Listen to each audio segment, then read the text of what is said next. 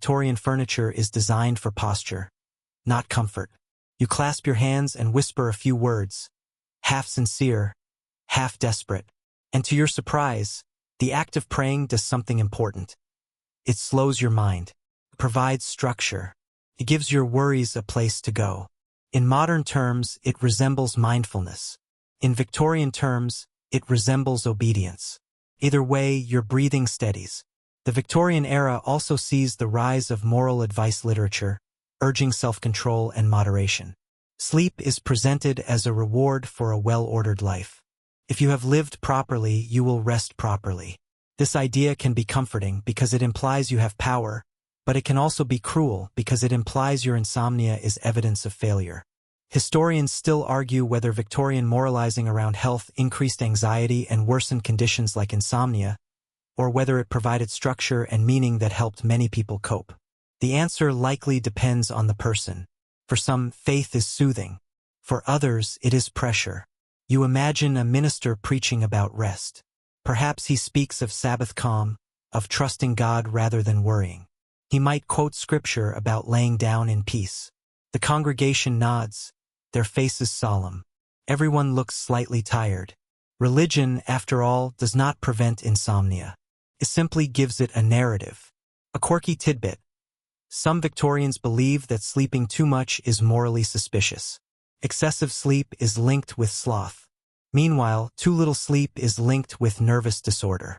So the ideal Victorian citizen must sleep the exact correct amount, enough to be healthy, but not enough to be lazy.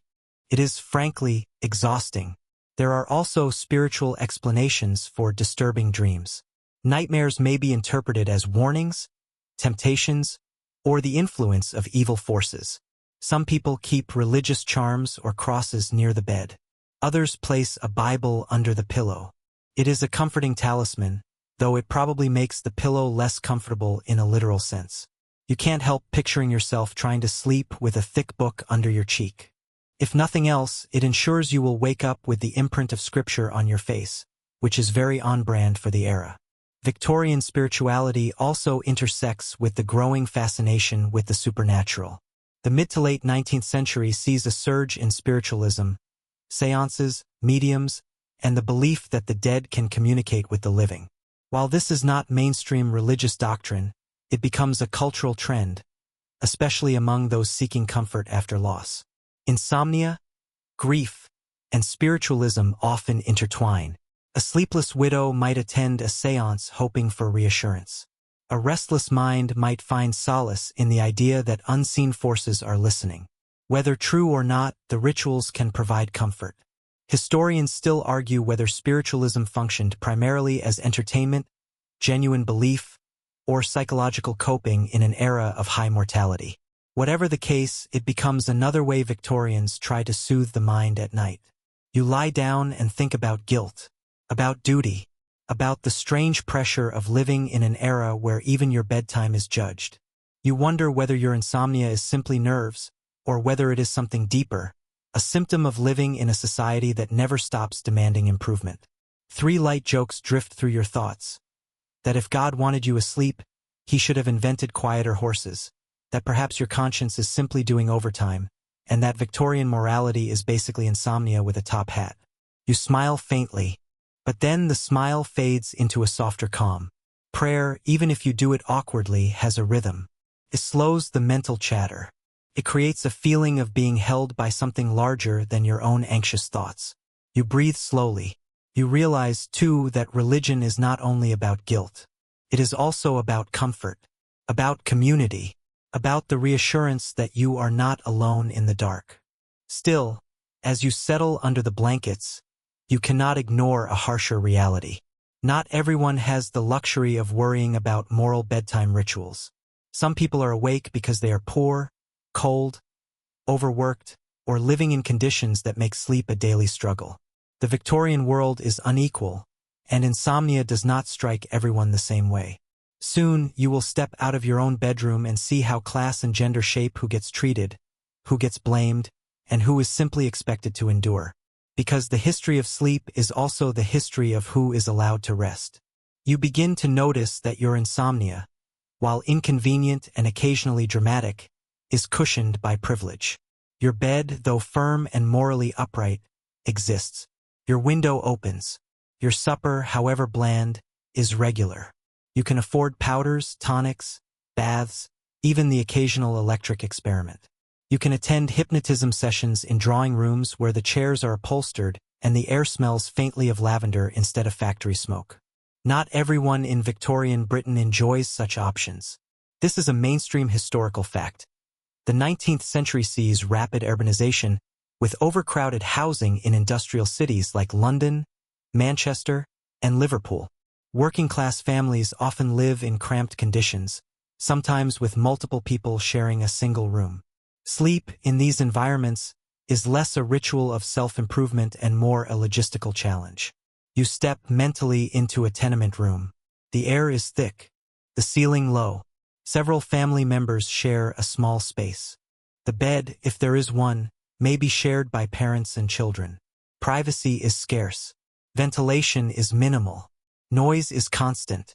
Outside, factories run late. Inside, someone coughs. In such conditions, insomnia may stem less from nervous overstimulation and more from discomfort, stress, and irregular work hours. A factory worker rising before dawn may not lie awake pondering moral discipline. He or she may simply collapse into sleep from exhaustion. Unless illness, hunger, or worry interferes. Doctors do not always attend to the sleepless poor with the same enthusiasm they show middle-class patients. Treatment often requires money. Patent medicines cost money. Hydrotherapy retreats cost money. Even regular baths require facilities not universally available. Class shapes the narrative of insomnia. Among the middle and upper classes, sleeplessness is often framed as nervous sensitivity, a byproduct of intellectual labor and modern life. Among the working class, sleep deprivation may be normalized as part of hardship. Historians still argue whether Victorian medicine disproportionately medicalized middle-class insomnia, while overlooking the structural causes of poor sleep among laborers. It is easier to prescribe bromides than to reform housing. Gender shapes the story too. Victorian women, especially middle-class women, are frequently described as delicate, nervous, prone to hysteria. Insomnia in women is often linked to reproductive health, emotional sensitivity, or excessive education. The so-called rest cure, popularized later in the century by physicians like Silas Were Mitchell in America, prescribes isolation, bed rest, and restricted activity for women with nervous conditions. While more American in origin, its influence reaches Britain as well. The irony is exquisite. A woman who cannot sleep may be ordered to stay in bed for weeks. Imagine lying awake in enforced stillness, told that the cure for restlessness is more rest. Some women benefit from structured rest. Others feel trapped, infantilized, stripped of agency. Historians still argue whether the rest cure was compassionate treatment within the medical knowledge of the time or a tool of social control aimed at keeping women passive. Perhaps it was both. Working-class women, meanwhile, juggle domestic labor, childcare, and sometimes factory work. Their insomnia may be dismissed as fatigue. There is little time for hypnotism sessions when you are washing clothes by hand at dawn. You realize that your own ability to experiment with sleep cures, chemical, mechanical, spiritual, is a form of luxury. There are also differences in how men's and women's insomnia are interpreted. A sleepless businessman may be praised for his industrious mind. A sleepless woman may be warned that she is too emotional. The same symptom, different judgment. A quirky tidbit from Victorian domestic life. In some households, servants sleep in attics or small back rooms with minimal heating. Their sleep quality directly affects their work performance, yet their comfort is rarely prioritized. A tired maid must still rise early to prepare breakfast for the household that debates the merits of bromides. You lie in your own bed and consider this imbalance. Your insomnia feels different now, not less frustrating, but more contextualized. Victorian reformers do attempt to address housing conditions. The Public Health Acts of the mid-19th century aimed to improve sanitation and reduce overcrowding. Better drainage, improved ventilation, and urban planning slowly evolve. These reforms indirectly affect sleep by improving living conditions. But change is gradual. Historians still argue whether improvements in public health had a noticeable impact on sleep patterns or whether industrial schedules and economic pressures continued to dominate. Likely, both forces shaped nightly rest. You think of factory shifts that run into the night. Gaslight allows longer working hours. Artificial light, which once felt like progress, also extends labor. The same technology that illuminates your parlor may keep someone else awake under harsher circumstances. 3 light jokes drift gently through your thoughts. That perhaps the true Victorian sleep cure is inheriting money, that your electric belt would look ridiculous in a tenement, and that if moral virtue guaranteed rest, Parliament would be the most well-rested building in London. You smile softly at that last one, but the smile fades into something more reflective. Sleep, you realize, is political. It is shaped by work, wealth, gender, and expectation. The Victorian era treats insomnia as a personal problem to be fixed with discipline or medicine. Yet beneath that lies a deeper truth. Some people are kept awake by forces far beyond their control. You adjust your blanket and listen to the faint sounds of the city. The century is changing. Science is advancing. Theories of germs and physiology are becoming more precise. Doctors are beginning to measure, observe, and categorize with increasing rigor. The era of laudanum and electric belts will not last forever. Soon, the understanding of sleep itself will shift from moral and nervous theories toward something more biological, more structured, more modern. You sense it even now, because while Victorian cures are inventive, they are stepping stones toward a future where sleep will be studied not just as a symptom, but as a system. And you are about to witness that slow transformation. By now, your bedside table has hosted an entire parade of Victorian optimism.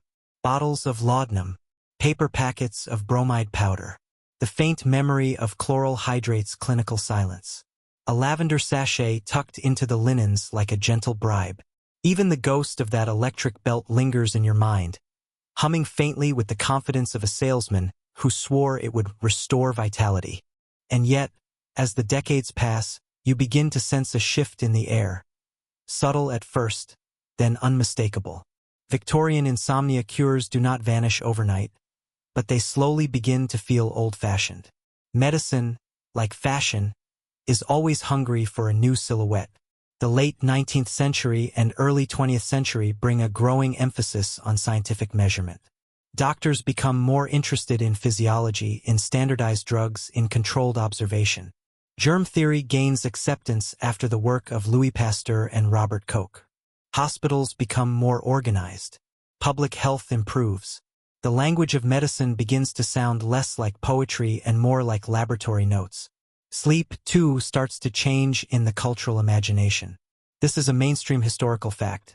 By the late 19th and early 20th centuries, medical science increasingly recognizes the brain and nervous system as central to sleep regulation, and new fields like psychology and neurology begin to influence how insomnia is understood. The old language of vapors and vague nervousness does not disappear, but it begins to share space with more clinical frameworks. You, lying in your bed in the fading Victorian era, feel caught between worlds. One foot is still in the age of tonics and moral advice. The other is stepping toward modern sleep medicine. Historians still argue whether the Victorian era truly represented a turning point in insomnia treatment or whether it was simply one chapter in humanity's endless quest to knock itself unconscious at night. But there is no denying that Victorian Britain popularized a culture of treating insomnia, of seeking solutions, recording symptoms, discussing sleep as a legitimate medical concern. And some of their ideas, surprisingly, endure. The Victorians' obsession with routine, bed at the same hour, rise at the same hour, echoes in modern sleep advice. Their emphasis on ventilation and clean bedding resembles modern recommendations for cool, fresh sleeping environments. Their warnings about heavy suppers and stimulants align with current understanding of digestion and caffeine. Even their guided relaxation techniques through hypnotism resemble today's meditation apps, only with fewer soothing ocean sounds and more stiff collars. But other Victorian cures fade into the realm of historical curiosity. Opium-based sleeping drafts become more regulated as the dangers of addiction are increasingly recognized. Chloral hydrate, though used well into the 20th century, loses its reputation as a miracle drug and becomes known for dependency and toxicity risks. Bromides, too, eventually fall out of favor as side effects become clearer and newer sedatives appear. And the electric belts? They become museum pieces, relics of an era that believed electricity could fix anything if you just strapped enough metal to your torso. A quirky tidbit is that many of these Victorian devices survive in antique collections today, their advertisements still promising restful sleep and restored vigor. They are physical reminders that desperation sells. It always has. As you lie there, you think about the Victorians themselves. How many of them spent nights just like yours, listening to clocks tick, waiting for their brains to stop performing? They were surrounded by progress, yet plagued by the same ancient problem. The human body still needed rest, and the human mind still refused to cooperate. You remember the theories you have encountered. That insomnia comes from blood in the head, from indigestion, from moral unrest, from overstimulated nerves. Some of these theories were wrong in their details, but not always wrong in spirit. Stress does affect sleep. Diet does matter. Environment matters. Belief matters. Historians still argue whether Victorian medicine should be seen as misguided experimentation or as an earnest bridge toward modern understanding. It is tempting to laugh at hot pillows and lettuce cures, but you cannot deny that many Victorians were observant. They were trying to map an invisible landscape with the tools they had. 3 light jokes drift lazily through your thoughts, softer now, as though they too are ready for bed. That your nervous system has had more treatments than a royal horse. That Victorian doctors would probably prescribe less thinking if they could bottle it. And that if insomnia were truly a moral failing, the entire empire would have collapsed from exhaustion. You smile. And then the smile fades into something quieter, almost grateful. Because despite the odd powders and questionable gadgets, the Victorian era gives you something valuable. A reminder that insomnia is not a personal flaw. It is a human experience that stretches across centuries. You adjust your pillow and listen to the city outside. The sounds are softer now. Perhaps the factories have slowed. Perhaps the night has finally decided to be kind. And now, as your thoughts begin to drift, the story itself slows with you. The room feels cooler. The air moves gently through the cracked window. The blanket rests on you with just enough weight to feel safe. Your breathing becomes deeper, slower, more even. You can almost feel the nervous system, the same one the Victorians feared and fussed over, settling into a calmer rhythm. You let your mind revisit the scenes of the night. The chemist's shop with its jars of powder, the warm bath steaming quietly, the drawing room where a calm voice guides you toward heaviness, the slow walk under gaslit streets. Each one is a small ritual of hope. Each one is a human attempt to make peace with the dark. And that is what these insomnia cures truly are, when you strip away the Latin labels and the medical bravado. They are ways of saying you deserve rest. They are ways of persuading your body that the world can wait until morning. They are imperfect, sometimes dangerous, often strange, but deeply human. Now the pace slows even more. You feel your eyelids growing heavier, like curtains lowering at the end of a play. The ticking clock becomes less distinct, its sound dissolving into the background. Your thoughts stretch out, longer and softer, less urgent. They stop arriving in sharp bursts and instead drift in slow waves. Your hands rest loosely at your sides. Your shoulders sink into the mattress. Your jaw unclenches. The air in your lungs feels cool and clean as it enters, warm as it leaves. And you begin to imagine yourself stepping out of Victorian London entirely, leaving behind the soot and the gaslight, leaving behind the bottles and powders and belts. You walk down a quiet street where the fog is not thick, but gentle, almost like a blanket laid over the city. The lamps glow softly, not harshly. The cobblestones are dry and calm. The night is not threatening. It is simply night. You pass windows where other people sleep. You pass a silent church. You pass a quiet river reflecting the moon. The world feels slower, kinder. Even time itself seems to yawn. You are no longer fighting sleep. You are simply allowing it. And that is the final lesson the Victorians, for all their frantic inventiveness, never fully stopped chasing. Sleep is not something you conquer. It is something you surrender to. Now the story fades, the way a candle flame shrinks when you stop feeding it air. The room grows softer, darker, quieter. The details blur at the edges. The city disappears. The century disappears. All that remains is the gentle rhythm of your breathing and the feeling of warmth in your bed. And you let yourself drift. You let yourself sink. You let yourself rest. You are safe. You are calm. You are finally allowed to sleep.